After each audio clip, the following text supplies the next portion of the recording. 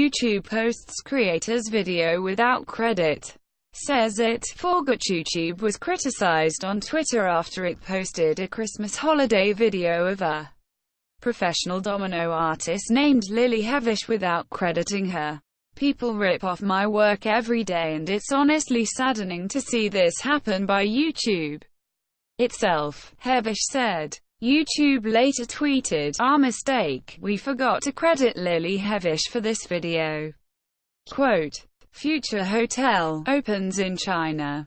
Guests check in by scanning face." Billionaire Jack Ma-led Alibaba has opened a high-tech future hotel in China named FlyZoo that lets guests check in at the hotel and access their rooms by scanning their faces.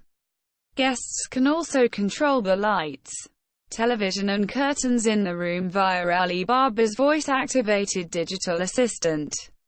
The hotel also employs robots to serve food, cocktails and coffee. Fake news of Maharashtra High Court banning PUBG goes viral. Fake news of Maharashtra High Court banning game PUBG has gone viral on social media platforms, with a fake legal notice being shared widely. The fake notice, with multiple grammatical errors, claims the game is being banned after many students spoiled their lives over it.